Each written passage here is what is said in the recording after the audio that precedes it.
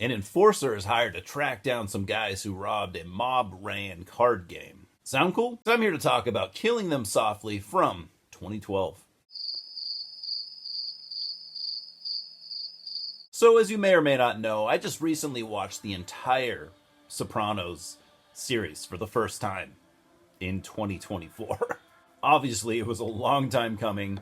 And if you're wondering why I mentioned that, this movie right here has 3 Sopranos cast members. It also, not to get negative really early on in this review, but it pales in comparison to The Sopranos. I mean, don't get me wrong, it's pretty good, but I picked kind of a bad time to watch it. And honestly, I mean, this film kind of feels like a Sopranos episode because it has such a simple premise, just a day in the life. So Killing Them Softly was directed by Andrew Dominik, a New Zealander who directed one of my personal favorite films, Chopper, back in 2000. And I'll have to review that one of these days. But in the meantime, go check it out. It's great. Anyways, I think it's more than fair to assume that Mr. Dominik here is a fan of The Sopranos. Like I said earlier, I mean, he nabbed 3 Sopranos cast members here, including the man himself, James Gandolfini. But he also got Vincent Curatola, who you might know as Johnny Sack, and Max Casella, who you might know as Benny Fazio.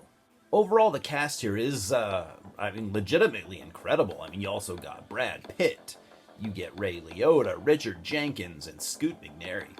I'm a fan of literally all those guys, but it was cool to see Scoot McNairy in a movie like this. I mean, I really like the guy.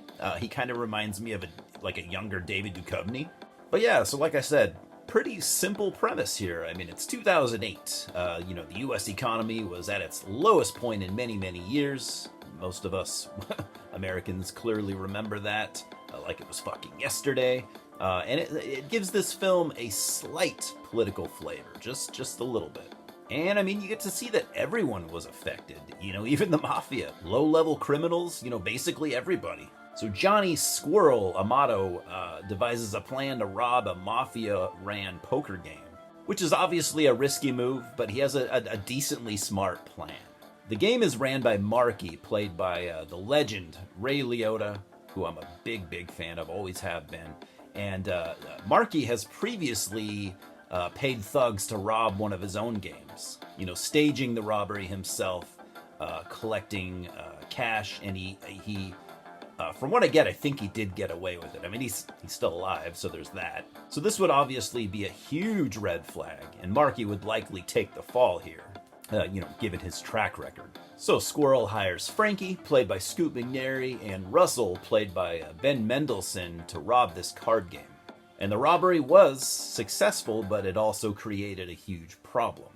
Mob-ran poker games have slowed down because players fear more robberies in the future, which is pretty understandable when you think about it. So Driver, a mob boss played by the consistently awesome Richard Jenkins, always like that guy as well, he hires 2 hitmen to find and eliminate the men responsible for this robbery. I think he sees this as kind of like a showing of power, making an example of the robbers, and hopefully this will provide like a sense of security, to his poker players. Again, simple premise, with just enough smarts to make it interesting. And the aforementioned hitmen are played by Brad Pitt and James Gandolfini. James Gandolfini's part is more of a cameo, really. He's only in one scene, kind of leaving Brad Pitt to do the heavy lifting here. Gandolfini's character is named Mickey, and it's really not far off from his Tony Soprano character. Not to say that the man doesn't have range, but if you ask James Gandolfini to play a character in a film like this, I think the comparison is unavoidable. And this is a very dialogue-driven film, just like any great mob-based movie, and the dialogue is pretty well written, I gotta say. You can tell that, some work was put into the script, which is obviously, very much necessary. There are a few action scenes, which I have to kind of criticize a little bit, at least one of them. And I'll keep it pretty vague, and, I don't want to spoil anything, but, there's a scene where someone is killed. It's a pretty elaborate scene, and it's stylish, but I don't think it worked as well as what was intended. It's all kind of slow motion with CGI blood, at least a little bit from what I could tell. And I think it would have worked better without literally all of that. Just a straight scene. I don't know. Like I said, they were going for something stylish, And I'm not saying that wasn't achieved, but I don't really care for this scene. It kind of reminds me of the scene in The Sopranos. Was season 2 or 3 the one where the hit is put out on Tony, and he has the 2 hitmen come after him, and he ends up escaping. The part where they're walking towards him, they shoot at him, the first bullet's slow motion. It kind of reminded me of that scene, only the whole scene is slow motion. It's drawn out. I get what it was going for. I don't really think it worked very well. Just my opinion. A lot of people will probably think it's cool, and that's fine. And then there's another action scene later in the film that is similar, only it's, in real time and with non-CGI blood. It looks like, completely just practical blood, whatever you use to make blood. And it just worked so much goddamn better. I think that first action scene is kind of inconsistent. I don't really care for it. Again, it was ambitious, and it's not a big deal. It doesn't bring the movie down any. That was one thing that I felt like I had to criticize. But I would definitely recommend this to any fan of organized crime movies, much like myself.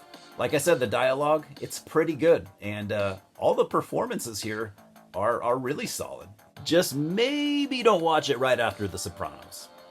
I'm going to give Killing Them Softly a solid 6.5 out of 10. Cheers, guys, and let me know what your favorite mafia movies are, especially, if they're lesser known ones, I may not have seen. I'd like to check them out. Thanks again, and we'll talk soon.